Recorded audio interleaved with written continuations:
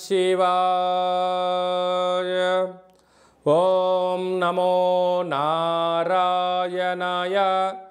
కర్మ నివారణ, నరదృష్టి నివారణ, సంచిత ప్రారబ్ధ ఆగమిక కర్మ నివారణ, తులాభార కాల భైరవాయ నమో నమః.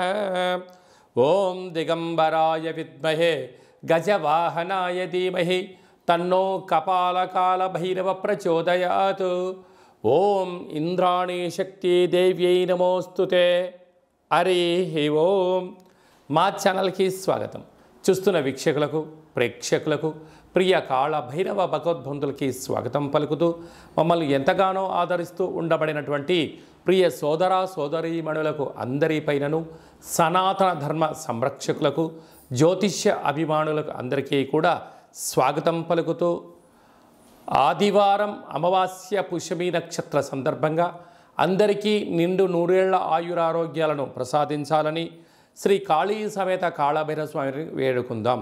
ద్వాదశ రాశుల్లో గ్రహ గమనాన్ని ఒకసారి వీక్షింపచేద్దాం. వృషభ రాశిలో కుజుడు మరియు దేవగురు బృహస్పతి సంచార స్థితి. కర్కాటక రాశిలో రవి సంచార స్థితి. సింహరాశిలో బుధ శుక్ర సంచార స్థితి. కన్యరాశిలో కేతు భగవానుడు సంచార స్థితి. కుంభరాశిలో శని భగవానుడు వక్రగమన సంచార స్థితి. మీనరాశిలో రాహు సంచార స్థితితో ద్వాదశ రాశుల్లో గ్రహ గమనాలు ఈ విధంగా ఉన్నాయి.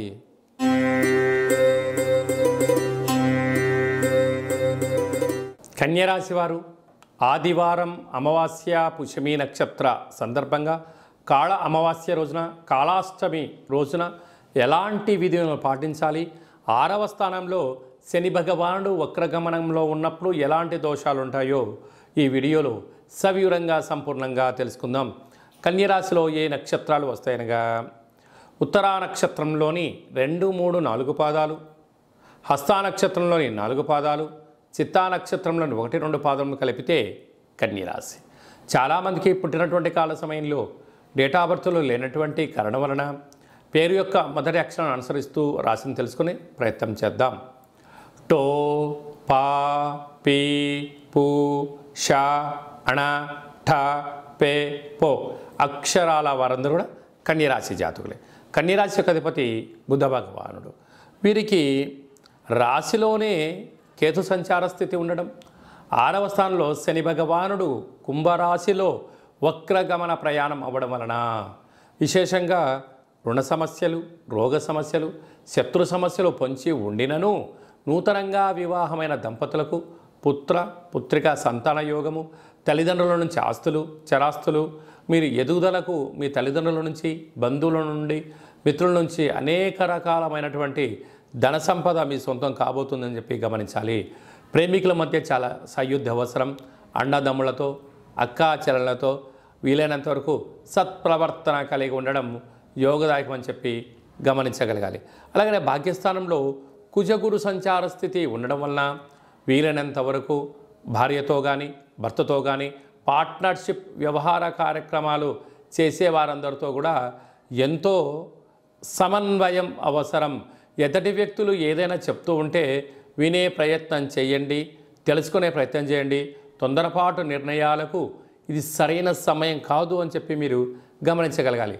కనుక పార్ట్నర్షిప్తో కానీ, బంధువులతో కానీ, సమాజంలో కానీ సమావేశాల ఎందుకు కూడా దూకుడుతనము మంచిది కాదు.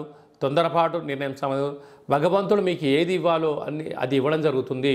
కనుక లేని దాని గురించి ఆలోచించేదానికన్నా ఉండబడిన దానితో మీరు తృప్తి చెందగలిగితే కన్యరాశి వారికి ఇంతకు మించి అదృష్టం లేదు అని చెప్పి గమనించాలి.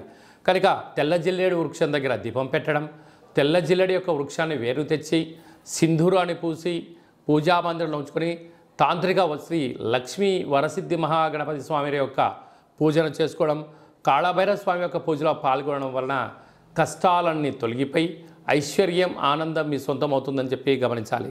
స్వయం వృత్తులు, సేవారంగాలు, వ్యాపారాలు, హోటల్ వ్యాపారాలు, కర్రీ బిజినెస్లు, అలాగనే రియల్ ఎస్టేట్ రంగాలు, గృహ భవన నిర్మాణ కార్యక్రమాలు చేసేటువంటి వారు, అనేకమైన మార్కెటింగ్ రంగంలో ఉండబడిన వారందరికీ చాలా మంచి కాలము అని చెప్పి గమనించాలి.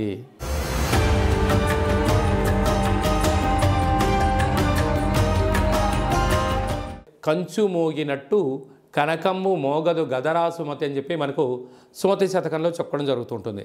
రాసులు 12 ఎలా ఉంటాయో 12ని అచ్చు వేయడం జరుగుతుంటుంది. పూజ చేసిన తదనంతరము ఈ యొక్క పాత్రను ఇలా ఎడమ చేతో పట్టుకొని కుడి చేతో ఈ కర సహాయం తీసుకొని ఇలా చిన్నగా శబ్దం చేసినట్లయితే ఓంకార శబ్దం రావడం జరుగుతుంటుంది.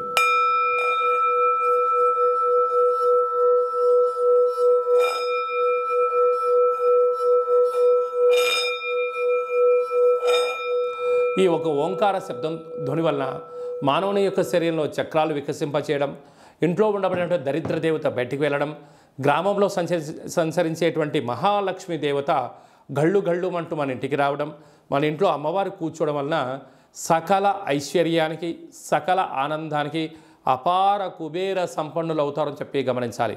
ఈ యొక్క కాళభైరవ స్వామి అక్షయ పాత్ర మరియు మీకు ఒక కాళభైరవ స్వామి ఒక పిరమిడు, డాలరు, కంకణము, కాళభైరవ హోమం చేయించడం జరుగుతుంది. మీకు వాట్సాప్ కాల్ ద్వారా ప్రత్యక్ష ప్రసారాన్ని కూడా చూపించడం జరుగుతుంది. ఆసక్తి గలవారు ఈ కింది నెంబర్ను సంప్రదించి ఆ అక్షయ పాత్రను ఇంట్లో ఉంచుకోవడం వలన అద్భుతమైన ఆనందం, ఆరోగ్యం మీ సొంతమవుతుందని చెప్పి గమనించాలి. అలాగనే మీ వ్యక్తిగత జాతకం తెలుసుకోవాలనుకుంటున్నారా?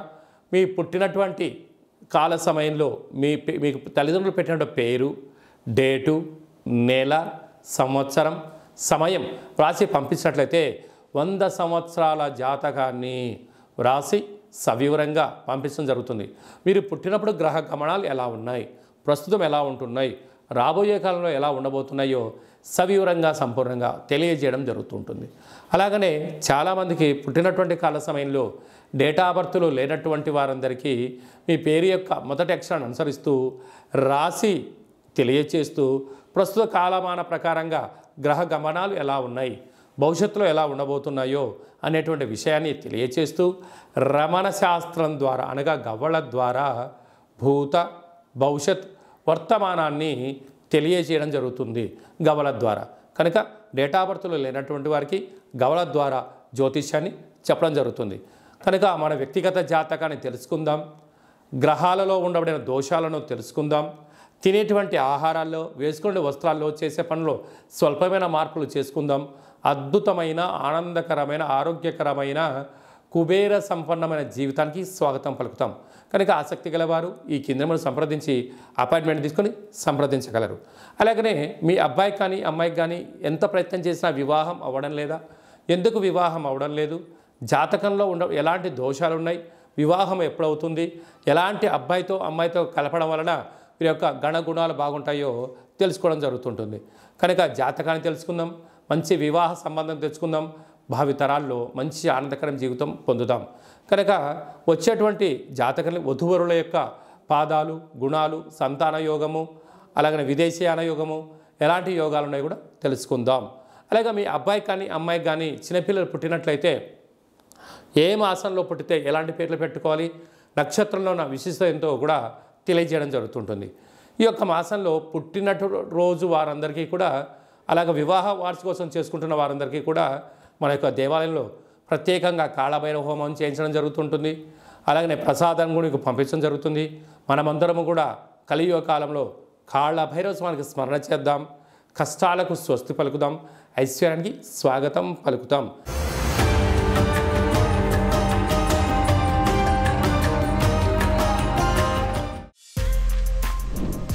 For more videos like this, subscribe Big TV channel.